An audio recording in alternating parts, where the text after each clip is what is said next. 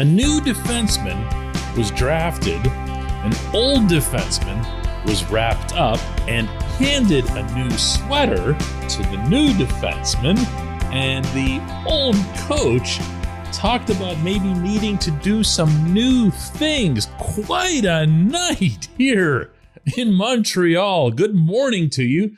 Good Friday morning. I'm Dejan Kovacevic of DK Pittsburgh Sports. This is Daily Shot of Penguins. It comes your way bright and early every weekday if you're into football and or baseball.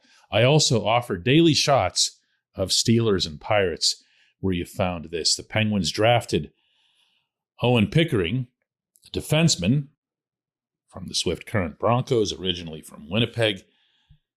Got some size, got some potential, really shot up the charts over the past year, which tends to happen a lot in hockey. It's nowhere near as predictable and set as the NFL draft, which way more people follow and has players who are older, in addition to competing at a higher and more consistent level within the American college system. Hockey, the players are literally all over the world.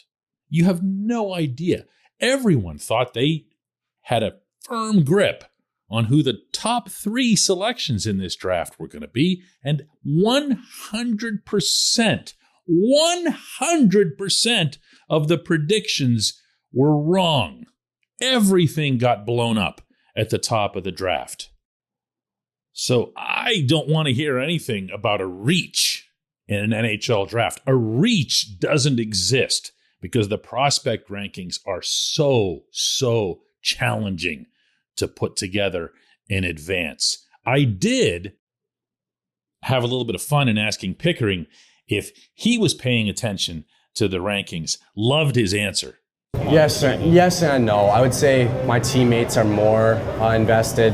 There's screenshots sent to group chats for sure, either supportive or asking me if it was a typo.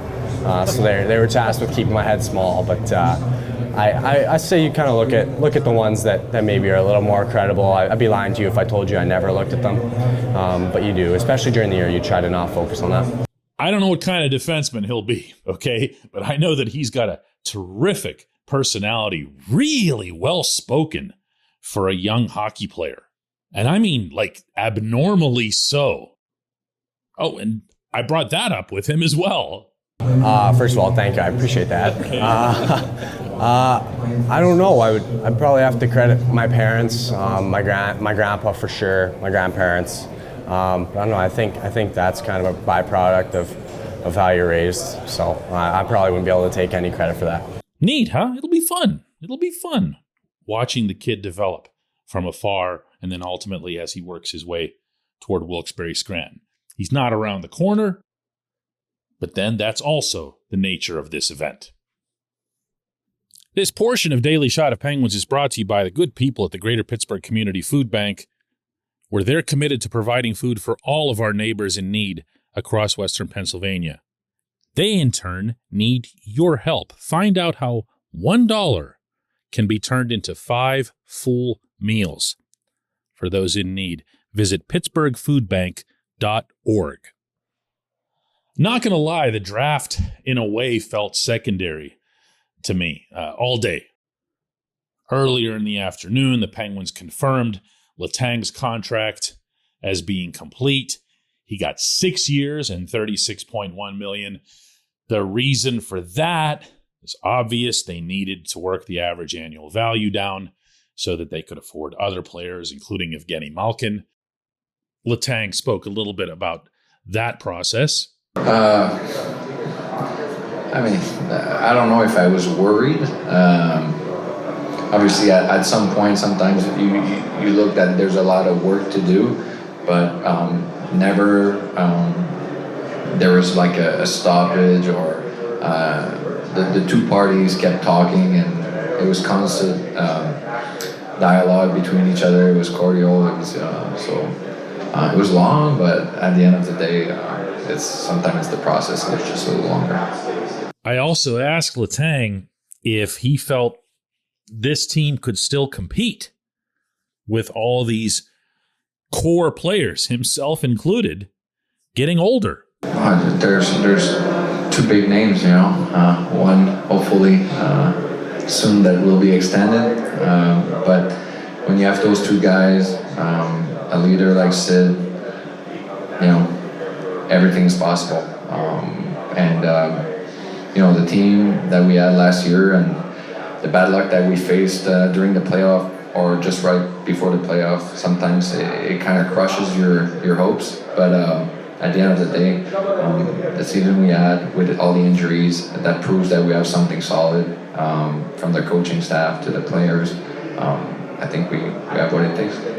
The one other thing I'll share from the zillions of questions and everything else that I was able to ask, and this is the reason you come to cover these things, was this little bit from Mike Sullivan whenever he started discussing pretty much on his own how he and the coaching staff communicate with Ron Hextall and upper management about things they need. I jumped in and I said, "What exactly do you mean? What are you looking for?" This was his answer. No, I mean, there's lots of things. I think I don't think we're any different than any other organization out there in that regard. We could,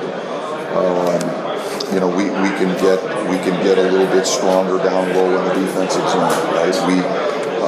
I think we can improve on our wall play. We can become a team that is a little bit more difficult to play against physically. There's so many ways that I think we can look at and say how can we improve and get better. Some of it's going to be tactically. We're going to go through a due diligence process as a coaching staff, and we do this after every season. We look at how we play, and we ask ourselves the hard questions on, okay, are we playing to our strengths? That's an evolving process. There are tweaks that we make every single year to how we play, and so that we continue to evolve as a hockey team, and we're not stagnant. I think so. We look at tactical things, but we also look at personnel from within. We look at personnel from outside of our organization and how we're going to try to improve and get better, and that's just all part of the process. Well, that was pretty specific, huh? Can't say I was expecting that, but good for him. This is a head coach taking responsibility. This is a head coach saying, listen, I know that what I'm looking for out there, what I'm pushing for, isn't always perfect. Sometimes it's the player, sometimes it's the coach. He feels more than anyone the frustration of 4 consecutive first-round exits. Lots and lots and lots of good stuff here. And this after weeks of almost nothing new related to the team, certainly in terms of access. So there's a lot of material here, obviously, and, that's what next week is for. In the meantime, right after this, we'll be back with J1Q.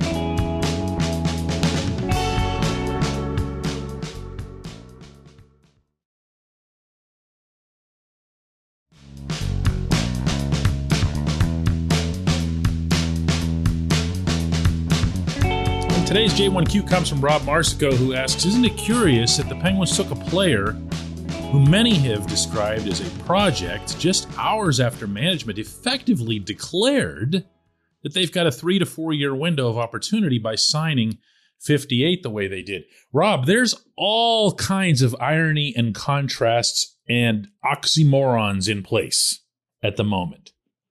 Sullivan was asked about the mix of young and old that he'll have, and he came back with basically a standard but a fair answer that every team's got a mix of young and old. If you look at the teams that advance every year to the conference finals and to the Stanley Cup final, you're always going to find your Corey Perrys and your Jason Spetzas and guys like that. They're just out there. They're part of what's needed to instill the whole championship thing. Now, the discussion turns very different when those guys are your key players, your most vital players, as opposed to the role that Perry, to use him again as an example, plays wherever he goes. But for the most part, yeah, it's a fair thing to ask. I will say, and I kind of touched on this in the opening segment here, that where Pickering is concerned, the fact that he's a project or described as a project, sometimes that can just be code for we didn't see this player as belonging on a certain list in a certain month, but then he just kept getting better and better and better. That's most of what I heard here last night, was that this player, plain and simple, got better. He shot up in size. He became more complete. And yeah, like most of these guys who aren't taken in the top handful of picks, he's not a finished product. And you can, generally speaking here, multiply that when it comes to a defenseman. There are very, very, very few defensemen who, even once they establish themselves in juniors or in college, make a jump right into the NHL. John Marino was a very rare exception. General managers, evaluators, directors of player development always prefer to have their defensemen spend at least one full season in the AHL. So no, Pickering's not close. No, Pickering's not going to have an impact in all likelihood on the Crosby /Letang /Malkin ? Era. Although everything I heard here last night strongly suggests that Gino's going to be kept.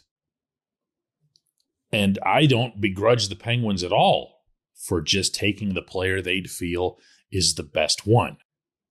I'll say this once more. This is not the NFL draft. You do not draft for need in a hockey draft. That is a great way to assure you will have a crappy draft class.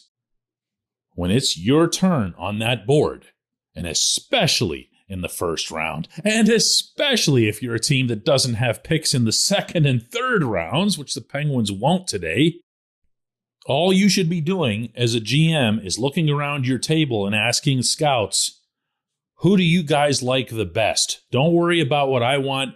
Don't worry about what he wants, motioning to Sullivan. Tell me who you want. If the Penguins went about it that way, and Hextall won't be made available to reporters until after the draft is completed today.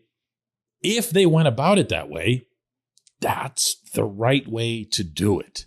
Remember, the Penguins are going to exist after Sid, after Tanger, after Gino.